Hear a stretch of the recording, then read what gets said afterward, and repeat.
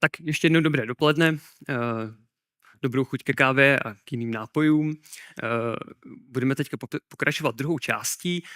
Moje jméno je Miroslav Budíšek, já v Test Labs pracuji jako software vývojář, starám se hlavně o jednak komponenty, které logy do toho systému sbírají a jednak o komponenty, které ty logy parsují a současně vytvářím i ta samotná parsovací pravidla. V tomto bloku bychom si představili Parser Builder, což je nová komponenta. Je to vizuální editor, který nám umožňuje ty logy snadno parsovat, vytvářet parsovací pravidla nebo upravovat ty, které už existují. Ještě než se pustíme do té ukázky samotné, tak jenom krátce bych chtěl okomentovat zase, proč jsme tuhle komponentu vytvořili, proč si myslíme, že je důležitá. Parsování logů je základní součást každého log managementu. O tom asi není potřeba nějak dlouze diskutovat. Proto, abychom mohli dělat jakoukoliv bezpečnostní analýzu, tak potřebujeme ty logy nějakým způsobem normalizovat. Nemůžeme dělat analytiku nad logy, které jsou v textovém původním formátu, ale potřebujeme ty logy mít předpřipravené, tak abychom je vlastně měli ve struktuře, kde budou nějaké klíče a nějaké hodnoty a nad těmi potom děláme veškerou tu další analytiku. Úkoly, které parsing musí mít, tak je jednak, že je dostatečně rychlý, protože tok dat z těch datových zdrojů, které ty jednotlivé logy zasílají, tak může být velmi vysoký. Většinou se používá taková metrika, která se jmenuje Events per Second, EPS, to je počet logů za sekundu, které do takového systému přichází. Proto, aby nám to parsování fungovalo v reálném čase, tak potřebujeme skutečně, aby ten parser měl vysoký výkon. Druhý požadavek, který na to parser potřebujeme, je, aby ty logy normalizoval do nějakém předem připraveného schématu, abychom potom mohli i v rámci více datasetů dělat nějakou složitější analytiku a neanalyzovat jenom třeba jeden konkrétní dataset, ale mít tam nějakou kumulaci toho, že budeme vyšetřovat více datových zdrojů zároveň. Historicky v Test Labs jsme začínali první otočce parserů. Když jsme začínali vytvářet, tak jsme používali regexové parsery. Regexové parsery je technika, která je v produktech log managementu a SIEMu hodně používaná.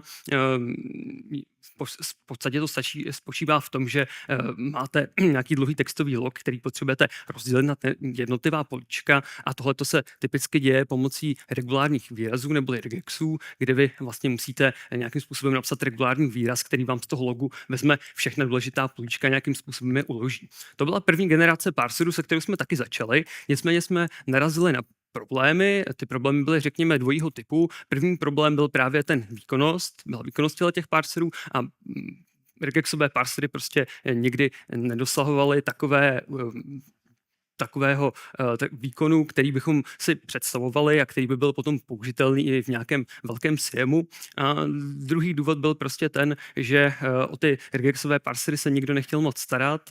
Psát regexy není prostě úplně disciplína pro každého a proto jsme se rozhodli vyvinout druhou generaci parserů. Druhá generace parserů, které jsme pojmenovali Elmio Parsec.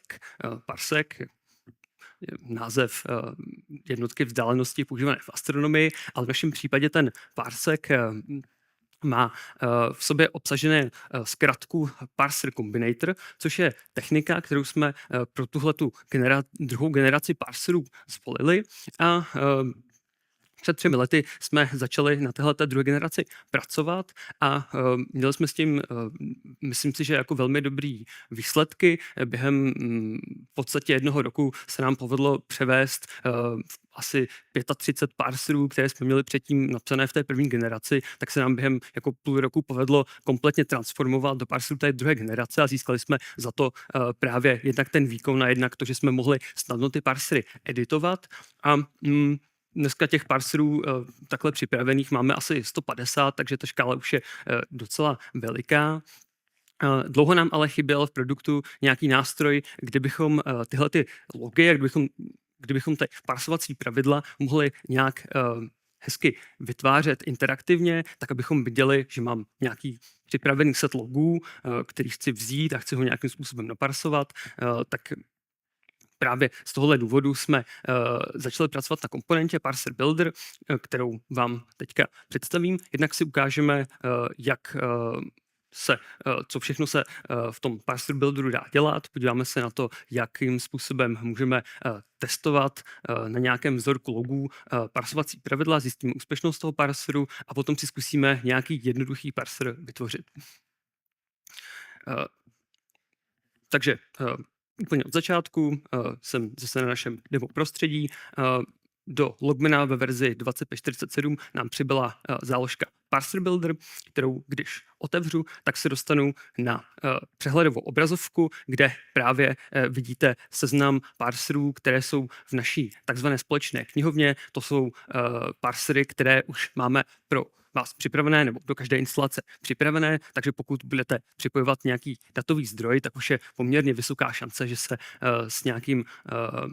s nějakým parserem můžete trefit. Máme tady všechno možné, jak říkám já, od Aruby až po Zabbix. Ty parsery mají stromovou strukturu, je to struktura naší knihovny, je to přibližně něco podobného, jako je klasický file systém, takže pro ty velké technologie jsou ty parsery rozdělené i do několika složek. Parsery, které jsou aktivní v tom daném nasazení, tak jsou vizuálně vidět zde. Na pravé straně je vidět statistika. To parseru může sloužit třeba k tomu, když si chci prohlédnout, jak ten parser parsuje dobře, jestli v něm nejsou nějaké, dejme tomu, chyby, nebo jestli je dostatečný pro ten dataset, který potřebuji naparsovat. Tak tady mám vlastně dvě takové údaje. Jeden ten údaj je počet sparsovaných logů za posledních 24 hodin, pak je vedle toho počet neúspěšně sparsovaných logů za posledních 24 hodin. Pokud je to číslo 0, tak ten parser všechno parsuje a tady tato ikonka je zelená. V případě, že najdeme nějaký parser, kde prostě nějakým způsobem nestačí pracovat s některými typy logů, tak je tohleto číslo potom větší samozřejmě a nějakým způsobem nás může upozornit, že třeba v nějakém parseru je potřeba něco změnit. Tak otevřu tady jeden konkrétní parser, vezmu Fortinet FortiGate, klasický firewall. Pokud kliknu a rozkliknu jeden konkrétní parser, tak už se dostanu na právě tuhle grafickou obrazovku, která nějakým způsobem připomíná vlastně design moderních IDE. My jsme se inspirovali do jisté míry Visual Studio Code. Jestli pracujete s podobnými nástroji, tak tohle pro vás asi není úplně nic nového. V levém panelu mám možnost přidávat si dataset, přidávat si jednotlivé logy. Nové logy jsou vidět vždycky v této části, tady vlevo dole. Tady je textové pole, do kterého já můžu jednoduše nějaký log vzít a vykopírovat.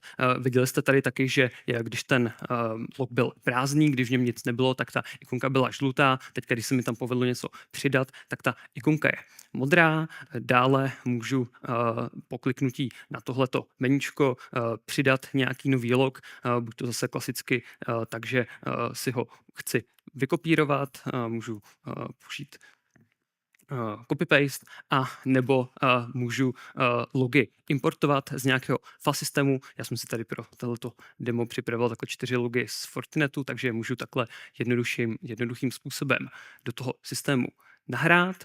A teď už je tady mám a na tomto panelu je důležité tlačítko play, přehrát, spustit. Jakmile na ně kliknu, tak se ty logy ve svém syrovém formátu přehrají přes parser, parser je nějakým způsobem zpracuje a výstup z toho parseru vidíme tady vpravo dole. Tady, kde už vidíme vlastně ten výstup, kde jsou logy ve formátu normalizovaném do EC schématu. Je to samozřejmě v větších parserech, jich může být mnoho, takže je zase možné si ty políčka dát takhle na full screenu a procházet ty jednotlivé hodnoty. zjišťovat vlastně, jestli máme ten parser kompletní podle našich představ. Zbytek obrazovky, respektive její hlavní část, její horní část, představují parsovací pravidla.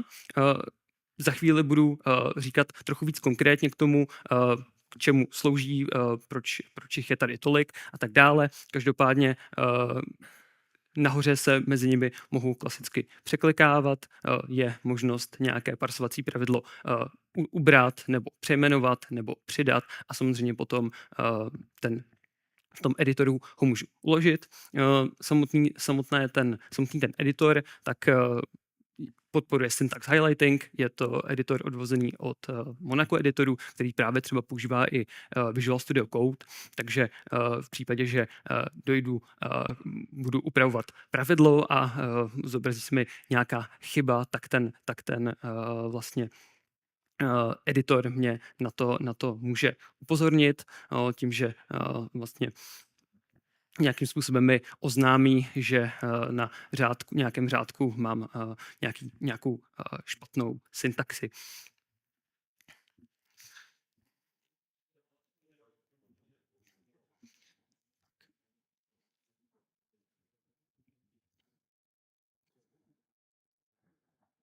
Teďka pojďme zkusit vytvořit parsovací pravidlo, které bude úplně pro nějaký nový dataset.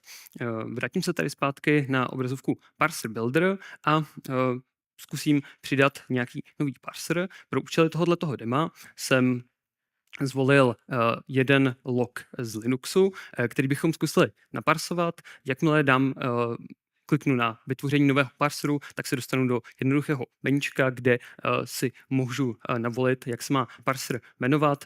Jak už jsem říkal, tak ty parsery mají strukturu file systému, takže nám se osvědčilo většinou používat jmenou konvenci, kde první bude název vendora, třeba Microsoft nebo Fortinet a potom za ním bude produkt, kde bude třeba FortiGate nebo Microsoft IIS třeba nebo podobně. Tak i pro tyhle ty účely dema zvolím takhle třeba demo, log, který budeme chtít parsovat, tak bude z Linuxu. Vedle toho si můžu vybrat již předpřipravené šablony. Ty parsovací pravidla mají nějakou kostru, kterou já budu chtít nějakým způsobem modifikovat. A těch koster předpřipravených taky může být více podle toho, jaký je vstupní formát těch dat. Můžeme základně tady šablona basic, ale častokrát se setkáváme logy v JSON formátu, tak pro ně bychom zvolili JSON parser, nebo častokrát do technologie připojeme nějaké zdroje logů protokolem syslog a syslog má ještě dva formáty, starý a nový, takže pro oba dva máme tady připravené šablony, protože tyhle logy se vyznačují tím, že dávají na začátek těch logů nějakou hlavičku a vlastně ten parser potom, když vytvořím šablonu pro jeden z těchto typů, tak parsing té hlavičky vlastně dostanu vytvořený zdarma. Dneska použijeme šablonu Basic, kliknu na vytvořit a vytvoří se mi kostra parsovacích pravidel s tím, že teďka už můžu začít přidávat logy a můžeme vyzkoušet, jak bude parser fungovat. Takže já tady zase zkusím nějaký log přidat, nahraju ho přes upload log. Tak dostanu se sem, samozřejmě ten log můžu klidně smazat. Tak.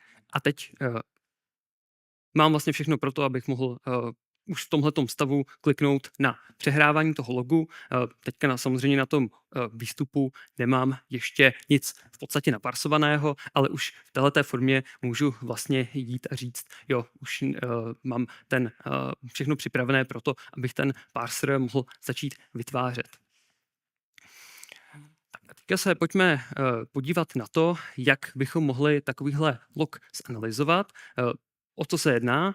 Jedná se o jednoduchý Linux log z SSH daemona, který říká, že nějaký uživatel Harry Potter z nějaké zdrojové IP adresy se snažil přihlásit přes protokol SSH na server s názvem server 01, ale nezdařilo se mu to, protože mu neprošla autentifikace pomocí, nebo spíše autorizace pomocí hesla. Z tohoto logu bychom chtěli vytvořit naparsovaný event v ECS schématu. Zeptám se, je tady někdo, kdo už někdy nějaký parsovací pravidlo vytvářel v jakémkoliv produktu, v jakékoliv technologii? Jo, super. Zvám. Jako moje zkušenost, nebo naše zkušenost, řekněme, je, že se toho jako často lidi bojí, právě kvůli tomu, že to je jako standardní jako cesta, jak parsovat logy přes regexy. Já bych chtěl ukázat, že ta cesta, kterou jsme zvolili my pomocí techniky Parser Combinator, není složitá a že jsme opravdu schopni v relativně krátkém čase nějaký poměrně slušný parser napsat a nepotřebujeme k tomu umět žádné regulární výrazy. Parsování logů má několik fází.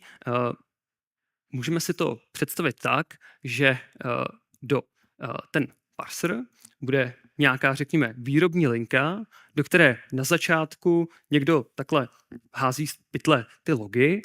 Ty logy takhle procházejí nějakým výrobním pásem, jdou takhle přes tu výrobní linku a teďka na ty parsery aplikujeme různé procesory. Každý jeden procesor odpovídá právě jedné deklaraci, kterou já mám tady napsanou a postupně na začátku budu mít ten syrový log a ty jednotlivé procesory budou dělat to, že budou vytvářet ten sparsovaný event postupně podle nějakého předem definovaného pořadí a postupně ten event budou vytvářet, budou přidávat políčka, budou je nějak přejmenovávat a budou je nějakým způsobem měnit.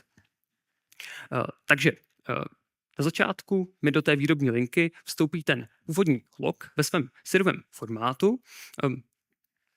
Potom budu s ním chtít provádět nějaké operace a na konci těch operací mi z toho vyleze ten event ve tvaru klíč a hodnota. Protože ty procesory navazují za sebe, tak mám možnost zobrazit si i výstup z každého toho procesoru, jak tam zrovna ten event prochází. K tomu slouží tady tlačítko nebo překlikávátko mezi výstupním formátem a aktuálním formátem. Když budu mít výstup final, tak to je opravdu ta podoba, ve které ten log bude vypadat poté, co projde celým tím parserem.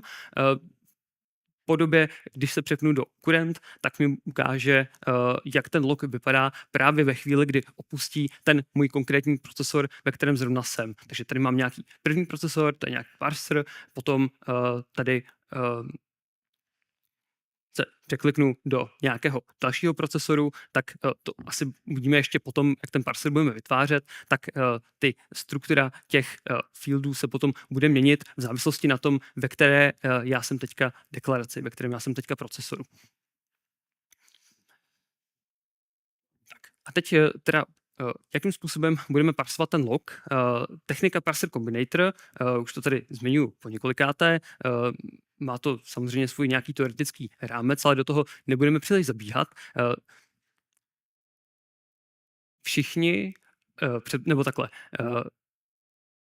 už teda víme, že někteří z vás už nějaké parsery určitě někdy vytvářeli a možná, že ne všichni máte rádi regexy, ale všichni, jak tady jsme, tak určitě známe hru na Pac-Mana, klasika, žlutý míček, který prochází bludištěm a bude schroustávat nějaké dobrutky, které má po cestě, tak my úplně stejného Pac-Mana používáme v našich parserů a ten Pac-Man bude stát na začátku té zprávy a bude na základě nějakých našich instrukcí ten log prozkoumávat, skenovat a postupně ho bude procházet. My mu vždycky řekneme, na jaký symbol má narazit nebo jakou sadu znaků má zpracovat a jestli se ho má někam po cestě ukládat a ten parser bude takhle postupně chodit, až nám nakonec prozkoumuje celý log a vyhodí nám nějaká políčka, která právě budou na výstupu z toho procesoru. Tak, to je přesně ta strategie, kterou my budeme chtít použít. Takže na sekci parse zadáváme nějaký první příkaz, který nám řekne, jakým způsobem budeme pracovat. Právě budeme používat metodu parse kv list. Ten ještě zmíním možná parsovací pravidla, jako i většina ostatních deklarací, které využíváme v produktu Logman.io, tak stojí na YAMLu a deklarace, které se zabývají nějakým zpracováním dat nebo nějakou analýzou dat, tak používají jazyk, který tak vytváříme v Tesca Labs, který se jmenuje SPLang, zkrátka od Stream Processing Language. A tenhle ten jazyk používáme všude, kde potřebujeme mít nastavené nějaké pravidlo, takže korelační pravidla píšeme v SPLangu, alert management, nějaké pokročilé filtry, baseliny a pak právě i parsery. Tenhle ten jazyk se vyznačuje tím, že je to YAML doplněný o nějaké naše vlastní výrazy, nějaké naše vlastní expressiony, které vždycky začínají vykřičníkem a ty nám nějakým způsobem říkají tomu konkrétnímu procesoru, co má s tím datovým formátem nebo co má s těmi daty, které mu přijdou, tak co má provádět. To, co mám napsané na řádku 7, tak je kombinátor, který vlastně nedělá nic jiného, než jenom řekne tomu parseru, postupuj jako pacman. Teďka ten pacman bude postupovat tak, že se bude dívat na list nějakých expressionů, které já mu vložím a bude postupně procházet ten log. Takže tady smažu komentář. A pojďme se teda podívat, jak bychom tenhle ten log naparsovali. Takže když se podíváme, začneme tady, tak začneme na začátku, tak první políčko, které potřebujeme z toho parseru dostat, tak je timestamp, takže potřebujeme tomu pacmanovi říct, aby nějakým způsobem naparsoval datum a čas. K tomu používáme výraz, který se jmenuje parse datetime. Parse datetime, který vezme kterému nějakým způsobem předáme, jak má parsovat to dané datum a ten daný čas, protože tohle je velmi známý formát, který používá starý syslog, tak já tady napíšu jednoduchou zkratku RFC 3164 a to je přesně formát, ve kterém já o kterém vím, že si poradí s takovouhle verzí toho datumu a času.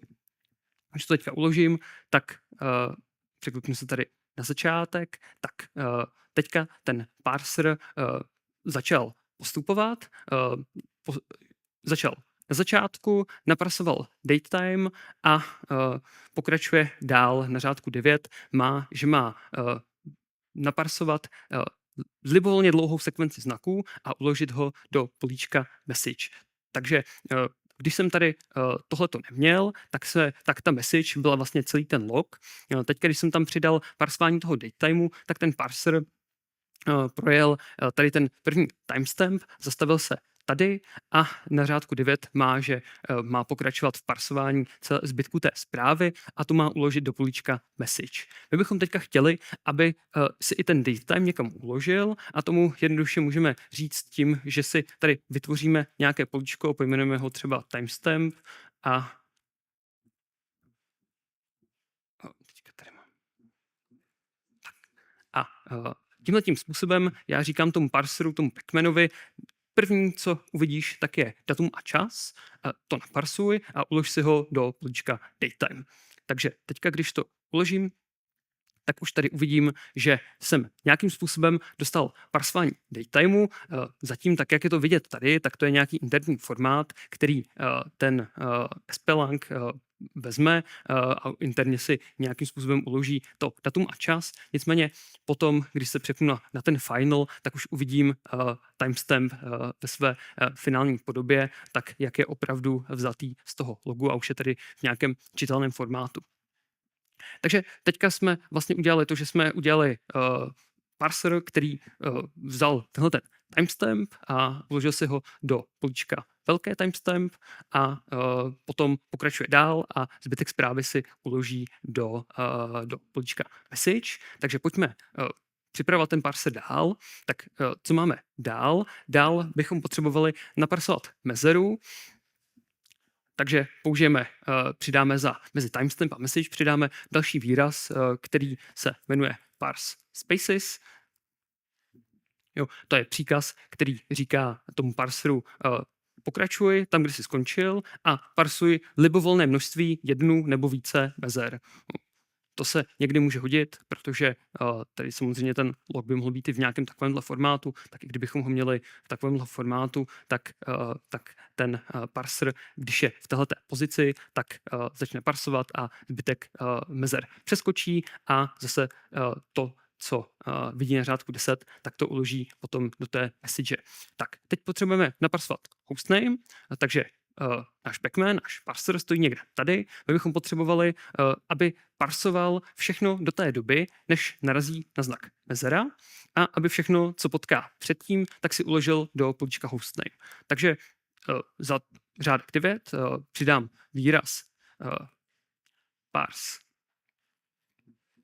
until. Parse until je výraz, kterým říkám pacmane, začni skroustávat, začni parsovat do té doby, než uvidíš jeden konkrétní znak, který ti přidám tady v uvozovkách a všechno, co potkáš před ním, tak si můžeš uložit do nějakého políčka, takže my to chceme uložit do políčka hostname a když to udělám takhle a přehraju ten log, tak mi ten parser naparsuje, bude stát v téhleté části a začne parsovat všechno do té doby, než potká tu mezeru. To, co potkal před ním, tak si uloží do políčka hostname a zastaví až za tou mezerou. Samozřejmě tohle by potom v nějakých složitějších parserech to má ještě hromadu dalších možností, které jako lze využít, lze to nějakým způsobem modifikovat, aby třeba tohle nedělal, nebo aby dělal ještě něco trošku složitějšího, nějaké escapeování výrazu a podobně. Takže máme timestamp, máme vyparsovaný server a teď potřebujeme ještě vyparsovat proces. Proces se skládá ze dvou částí, proces name a proces PID, takže já tady to, co je v PID, tak to je vlastně v hranatých závorkách, takže já bych potřeboval naparsovat proces name a potřeboval bych říct parseru, aby parsoval do té chvíle, než potká znak hranatá závorka.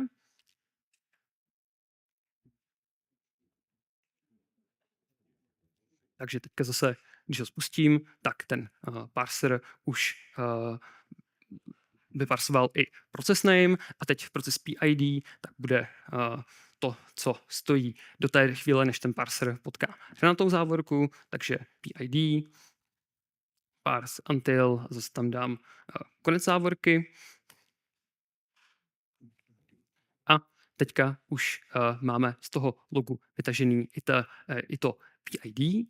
A teď ještě, co potřebujeme doparsovat, tak nám tady vadí dvojtečka a nějaké mezery, takže můžu použít výraz, který dělá to, že bude vědět, jaké přesně znaky má potkat a přesně ty znaky naparsuje. Takže já tady nějakým způsobem můžu říct parse exactly a naparzuji nám přesně tu dvojtečku. Když to udělám takhle, tak parser přeskočí dvojtečku, stál v téhleté pozici za tou hranatou závorku, naparsoval jednu dvojtečku a zastavil se tady. Chtěl bychom mu ještě říct, aby zase smazal všechny mezery, abychom v políčku message neměli tady trailing space na začátku, takže ještě zase znova použiju výraz parse spaces.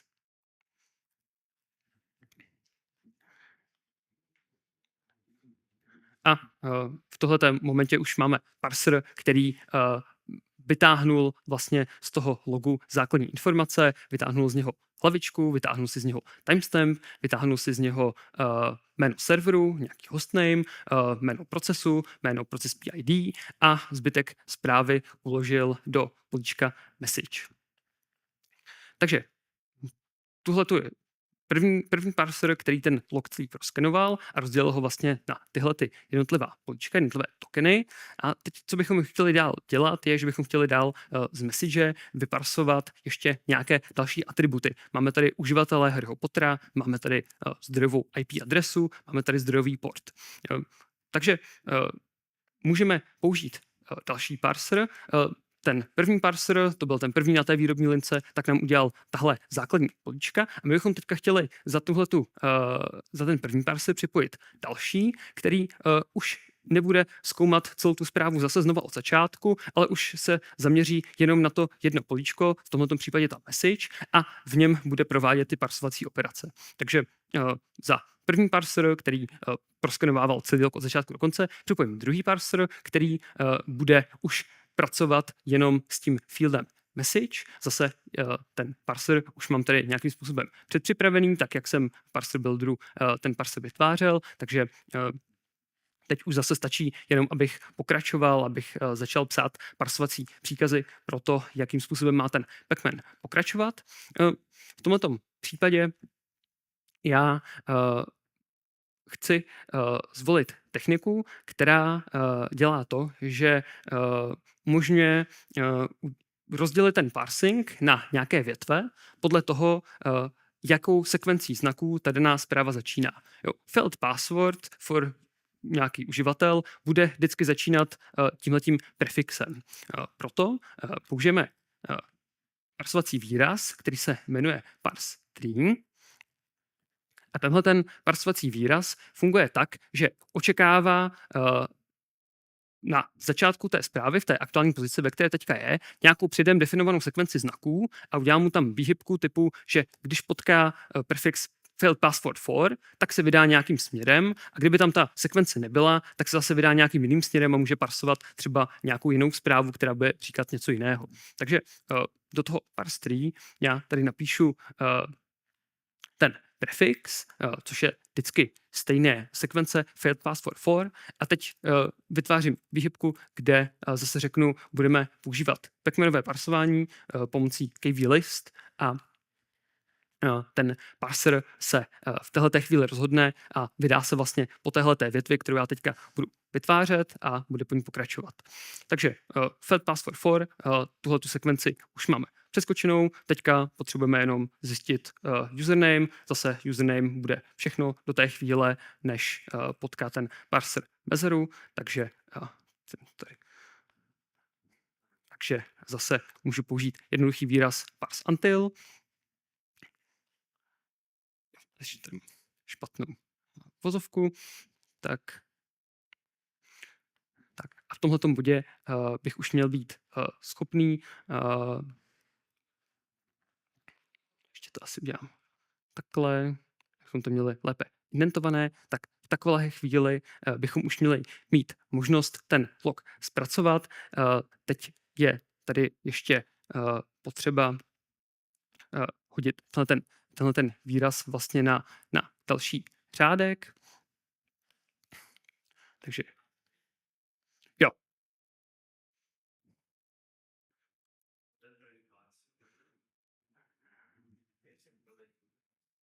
Tak, teďka mám tuhletu situaci a teď tenhle ten příkaz mi potřebuje ještě specifikovat, že se mám vydat po té jedné trase. Já tady budu muset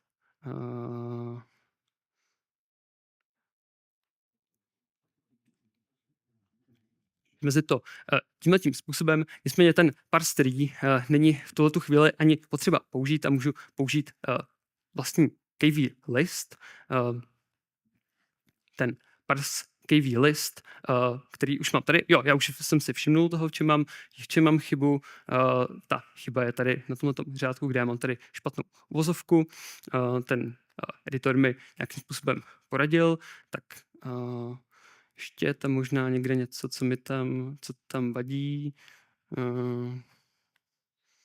A teďka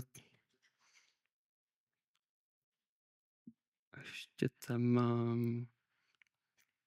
Dvětečka by měla být tady v pohodě. Teď ještě zkusím, jestli náhodou jsem neudělal chybu tady. Jo, teďka mi ten parser řekl, že parse potřebuje vidět nějaký list.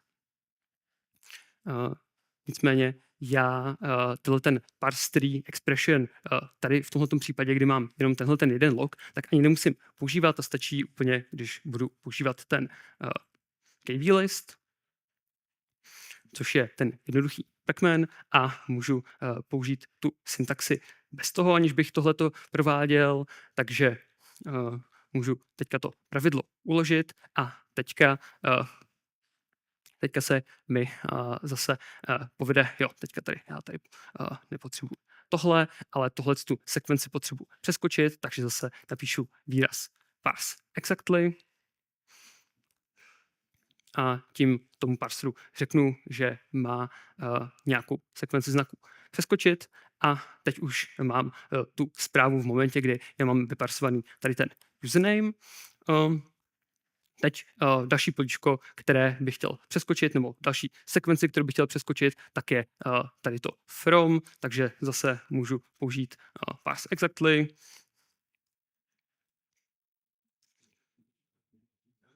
A potom následuje IP adresa, takže tu si zase můžu pojmenovat jako source IP a zase řeknu tomu parseru, že má pokračovat do té doby, než uvidí mezeru, která je tady před tím portem, takže v tomto momentě už mám zdrojovou adresu a pak tady mám ještě ten port, takže zase použiju parse exactly.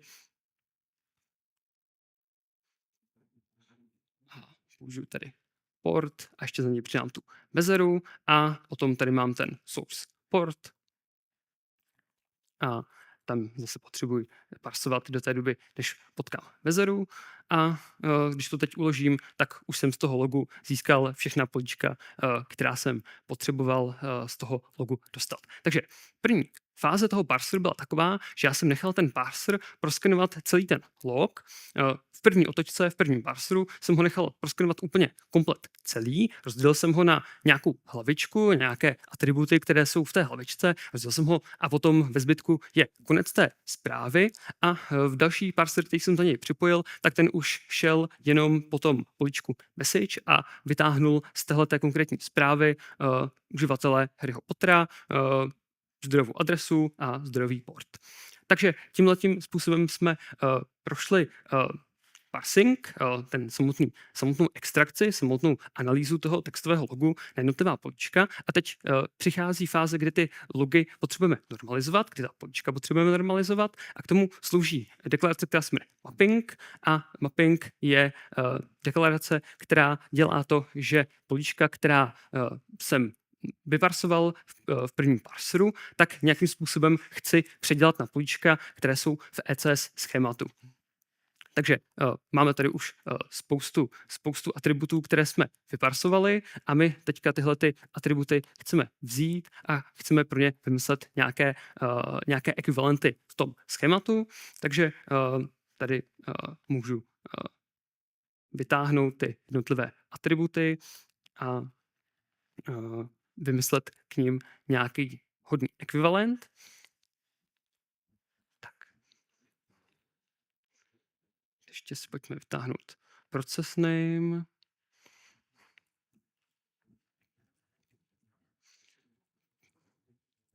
PID, message, to už tam máme. Ještě jsme tam měli toho uživatele v druhém parseru, takže username. Ještě tam máme zdrojovou adresu, zdrojový port.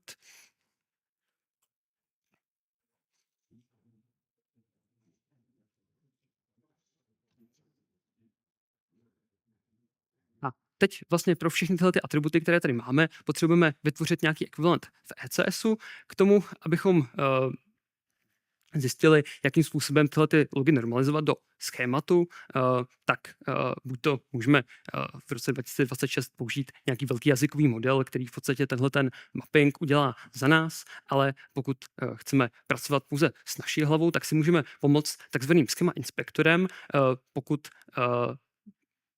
vedle tlačítka Save je tady ještě možnost zobrazit si políčka ve schématu a v těchto políčkách já mohu vyhledávat, takže třeba pokud budu potřebovat najít hostname, tak normálně zafiltruju na hostname, zobrazí se mi tady seznam políček, ve kterých je obsažený ten string hostname. Když si takhle na to políčko zahoveruju, tak vlastně k němu uvidím i nějaký krátký description, takže v tomto případě je třeba hostname políčko, které bych chtěl použít, takže podobným způsobem můžu procházet teďka dál. Co se týče procesu, tak tam budeme chtít políčko process.name, pro PID process.pid a pro uživatelské jméno bychom zase mohli použít jednoduchý atribut username, source IP a source port bude source IP a source port.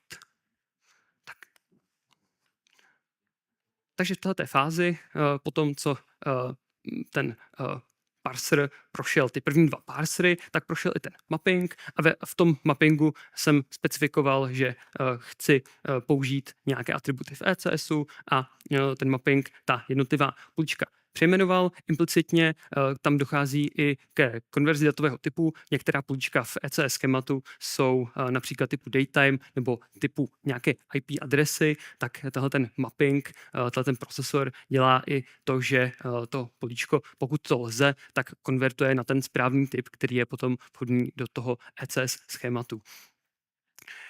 Takže tohle je druhá fáze, jakým způsobem procházet ten log. První fáze, rozdělil jsem ten log na jednotlivá políčka. Druhá fáze, políčka jsem normalizoval do ECS schématu. Třetí fáze je, že chci ještě z toho logu získat nějaká další políčka, která jsem neměl obsažená v tom původním syrovém logu, ale je jednoduché je nějakým způsobem získat a nebo chci ten event obohatit o nějaká další políčka, která lze získat nějakou jednoduchou operací, nebo chci přidávat třeba nějaká kategorizační políčka, tak úplně nakonec za mapping se přidává deklarace, která se jmenuje enricher.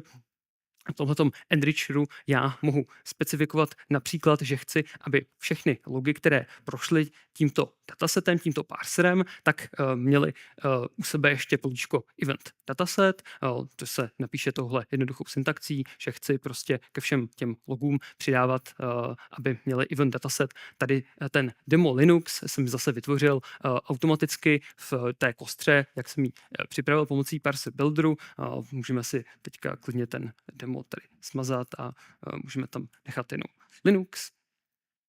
Takže po tom, co ten enricher vlastně, co ten log projde tím enricherem, tak ten log ještě obohatí o nějaké další políčko a stejně tak můžu udělat nějakou jednoduchou operaci s nějakým políčkem, může to být nějaký jako jeden z use caseů, který třeba může být, je, že budu z nějakého důvodu chtít mít třeba všechny uživatele, tak, aby nebyli vyparsovaní tak, jak byly tady lowercasem, ale budu chtít dělat uppercase, budu chtít mít uživatele velkým písmenky, tak to lze, takovouhle operaci přesně lze provádět v enricheru. Můžu to napsat tou syntaxí, že chci něco přidat do políčka username, nebo chci nějakým způsobem předělat políčku username, které už tady mám a teď chci použít operaci uppercasing a na co ho chci použít? Chci ho použít na políčko, které už v tom logu mám, takže to se píše takovou syntaxí, kde já vlastně použiju argument get, ve kterém prostě předám, ze kterého políčka to chci vzít a ještě chci říct, že to políčko se nacházelo v tom eventu, které předtím, takže to se píše takovouhle syntaxí, kde prostě já napíšu výraz vem si políčko, které se jmenuje username, vem si ho z té eventy, která ti přišla na té výrobní lince a na toto celé proveď operaci uppercasing. A teď, když tohleto takhle provedu, tak se mi stalo to, že ten username přišel uppercaseovaně. A samozřejmě v těch enricherech, teď je to takový jako naivní enricher, že máme nějaký jako uppercasing, samozřejmě potom jako v nějakém reálném parseru byste chtěli provést nějakou složitější operaci. Dejme tomu třeba, když pracujeme se syslogy, tak syslog obsahuje na začátku nějakou informaci o prioritě a z téhleté priority se potom dá získat nějaká severita, nějakou matematickou operací, tak takovýhle typ vlastně procesingu nám potom umožní dělat enrichery. Tak, tohle je nějaká jednoduchá tvorba jednoduchého parseru. Ten parsing je nastavený tak, že pokud parser projde, tak ten event naparsuje a uvidíme ta políčka, která nám ten parser hodí na výstup. Pokud se stane to, že ten vstupní formát logů je v nějakém jiném formátu, než se kterým ten parser počítá, tak ten log se nesparsuje korektně. To si můžeme odsimulovat tady například tím, že my jsme tady řekli, že ta zpráva má začínat způsobem felt password for nějaký uživatel, ale pokud tady přidám třeba moje kočka, tak v tomto momentě už nám ten parsing neprojde, nebo ten log neprojde přes tento parser a tady dole je box konzole, ve kterém já dostanu nějakou chybovou hlášku o tom, proč ten parsing neprošel, ve které deklaraci a v takovémhle případě jdu do té deklarace a jdu se podívat, proč ten parsing neprošel. No, já tam zase do té podoby, kde to je sparsované. A teď, když ten log když jsem to zase smazal, tak ten parser si s tím logem znova poradil.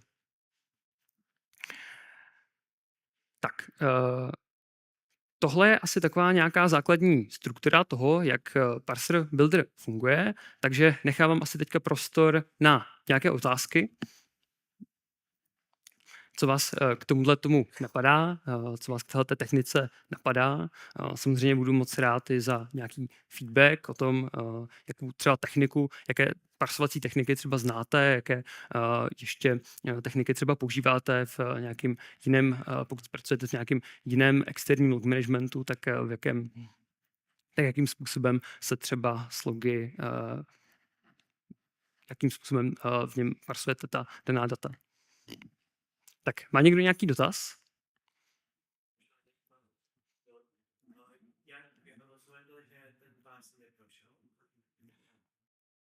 No, jednak na tom testovacím datasetu si můžu zobrazit chybovou hlášku o tom, kde došlo k té chybě.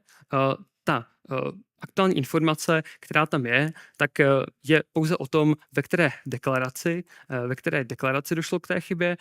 My teďka do další verze nebo na roadmapě máme i to, že bychom chtěli přidat nějakou detailnější informaci o tom, na kterém místě přesně ten parser spadnul. Takže teďka je to jakoby jenom na úrovni těch jako jednotlivých deklarací. Jo. A postupně bychom chtěli jít dál a chtěli bychom umět rozpoznat i přesně, na kterém řádku to spadlo. Rozšířil bych to, když budu parser, který mi 99% řádků vezme a pak jeden ne, když přijde, já nevím, 100 000 řádků, jak poznám ten řádek. To hledám v tom streamu, který vlastně to prochází. Jo. Buď to v parser builderu, tak tam, kde budu mít velký dataset, tak tam těch logů klidně můžu mít jako 100 000 a přitom, když stisknu tlačítko play, tak všechny ty logy, které mi neprojdou tím parserem, se mi dají na začátek. Jo. Já si představím to vyladím, myslím si, že mám všechno, ale v reálném provozu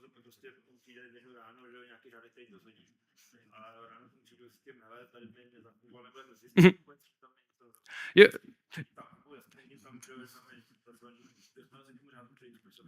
eh, pokud jakoby už je to nasazený v ostrém provozu, ten parser je nasazený v ostrém provozu, tak situace je taková, že v Discoveru máme address index, ve kterém vlastně všechny nesparsované logy lze najít. Je tam informace o tom, ze kterého datasetu ten log pochází. Na Discoveru tady najdeme úplně dole index pro address. V něm nevím, jestli teďka najdu nějaký log.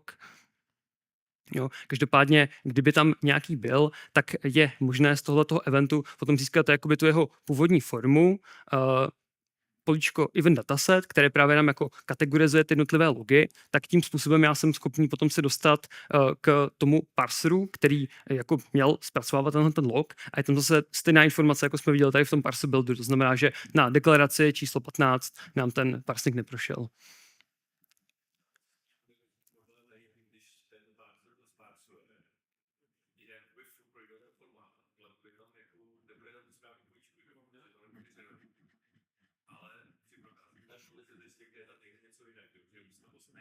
Hmm.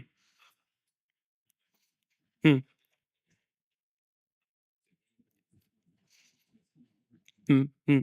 Jasně, no tak potom jako zbytek je v podstatě jako analýza na Discoveru jo, s tou veškerou jako funkcionalitou, kterou jste vlastně viděli tady v první části, tak jako podobným způsobem lze objevit ty chyby toho typu, že někdy mám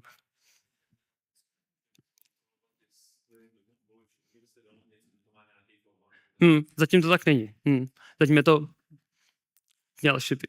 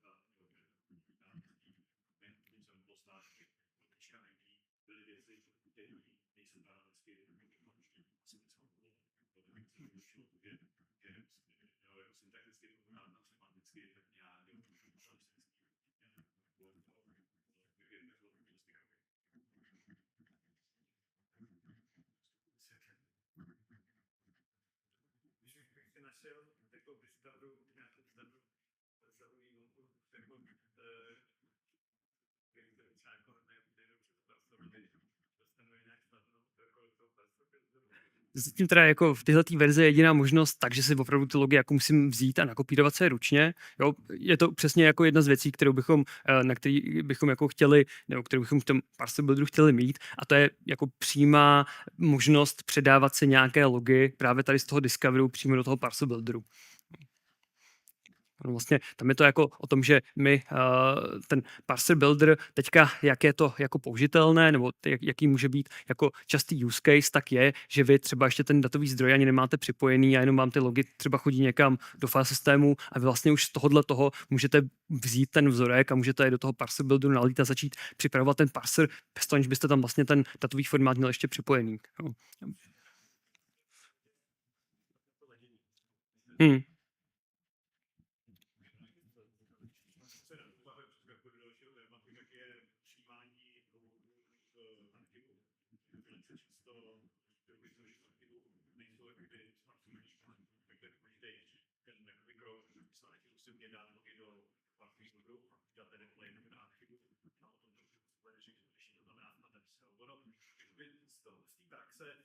zase jako tolik nic a ten switch nenachází, aby to bylo jako ten drive mezi tom.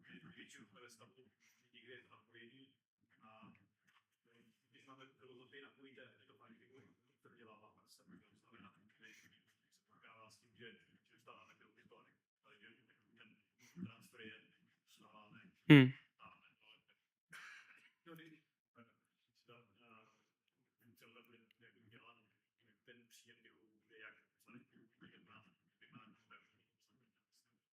Ten příjem je jak já vlastně mluvil i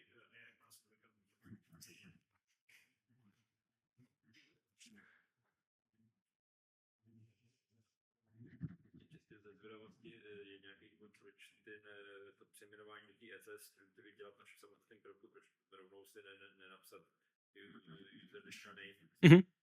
Jo. Já se vrátím zpátky k tomu parseru.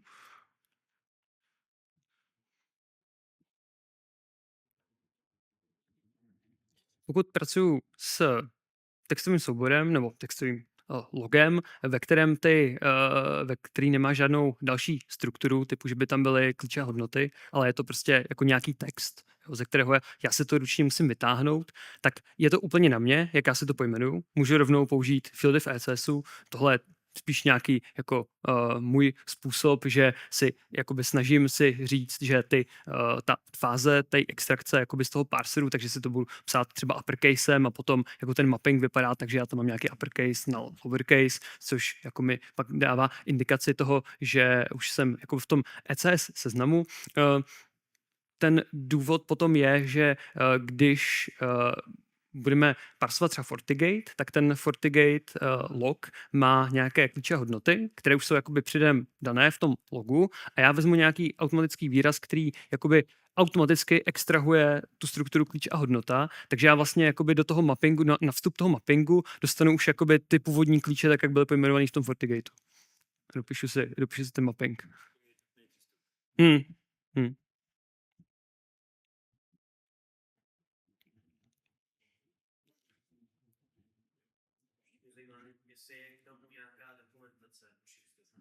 Jasně, můžu klidně teďka ukázat. Takže docs.testlabs.com. Dokumentace má, řekněme, dvě části. Samotná dokumentace těch výrazů pro SPLang, že v samostatné sajtě na docs.testlabs.com/SPLang. Tady právě najdeme přehled všech možných výrazů, které se používají jednak pro tu datovou analýzu. Je tady přehled všech těch výrazů, které potom se budou používat i dál třeba v korelacích a podobně. A parser, ten parsek, ta metoda, kterou používáme, tak ta je zdokumentovaná tady ve své vlastní sekci. Tady je možné podívat se na všechny ty kombinátory. Já jsem tady jen tak jako ze stručnosti ukazoval jenom KV list, to je prostě ten technika toho backmanového parsování. Samozřejmě potom, když právě budeme chtít tvořit nějaký parser, který vytahuje ty políčka třeba automaticky, když už třeba ten původní log má nějakou strukturu, tak používám i jakoby další kombinátory, který vytváří vlastně řídící strukturu, takže je tam něco typu if else nebo jako while loop, kde vlastně jako iteruju, provádím nějakou parsovací operaci pořád dokola, tak k tomu právě slouží kombinátory a pak samotné ty parsovací expressiony, které právě dělají ty jednoduché parsovací operace typu naparsujeme všechna čísla, naparsujeme všechna písmena, parsuj mezery, parsuj do té nějakou přesně definovanou sekvenci znaků, parsuj dokovat nepotkáš nějaký znak, parsuj mezi nějakou sekvencí znaků, parsuj jednu z možností, je tady samozřejmě ten parse regex, pak jsou právě ty speciální výrazy třeba pro parsing datetimeu, parsing IP adresy, MAC adresy, některé, většinu těch základních v podstatě se jako točíme kolem toho, že používáme zhruba takových 5 jako, a pak jenom v nějakých jako krajních případech jdeme za něčím jako složitějším.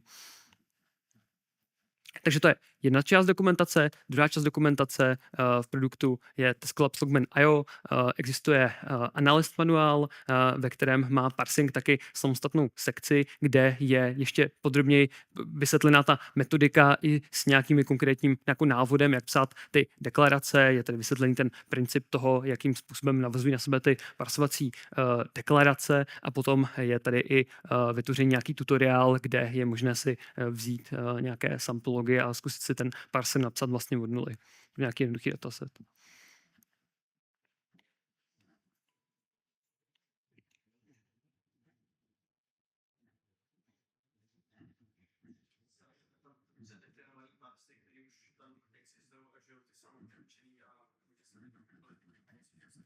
Přesně tak, jo. A to, co pak vlastně jako asi bude častější case, bude, že vy budete připojovat nějakou technologii, pro kterou my parse máme, jo, ale ten formát těch vstupních logů bude z nějaký jako konfigurace prostě nastavený malinko jinak. Jo. Takže já si jako myslím, že víceméně jako úloha i jako partnerů nebude o tom, že budete úplně psát jako parsery od nuly, ale že třeba půjdete do nějakého parseru, zjistíte, jo, tady chybí prostě středník, jo, nějaká jako uvozovka někde, jo, a vlastně pak ten parser jde jako jednoduše prostě upravit a poradí si s tím prostě novým formátem.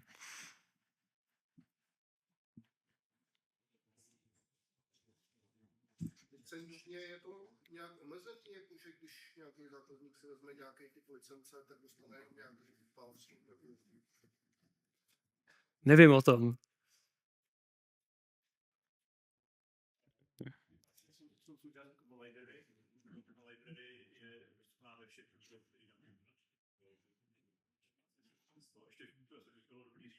Máme ten program Free Parser, umožňuje nás, tedy oslovit technologii zákazník, nemějte tu technologii v nás, takže ten parser objevíme v rámci licence, nejde asi k tomu asi povrátím během toho parseru. Dostává tak nějakou zpětnou vazbu, třeba když někdo se zákazníkový parser, třeba jako máte nějaký program, takže vám ten parser vyšťává. No jo, ale to se neděje tak často. Jako, přemýšlím, jestli máme nějak, jako párkrát jsme dostali nějakou kostru parseru. Jo, jako nechci tady na někoho ukazovat, ale ty parsery většinou nejsou v té kvalitě, jakou bychom chtěli mít v knihovně, takže to potom revidujeme, děje se to. Spíš jsme rádi za jakoby samply logů. Jo, ty nám jakoby umožňují udělat ten krok dopředu. To je většinou takový jako vstup. No. Pak samozřejmě jako existují že formáty, které jako mají vlastně nějakou jako v podstatě předpřipravenou strukturu, jak k tomu prostě hromada dokumentace, tak v takovém případě jdeme spíš tou cestou, že se podíváme opravdu na nějakou jako dokumentaci, tak jsme dělali Cisco ASA, jo, nebo Windows eventy, takže jsme prostě vzali nějakou dokumentaci, tu jsme nějakým způsobem transformovali naším vlastním skriptem do SPLangu a prostě měli jsme jako automaticky vygenerovaný parser.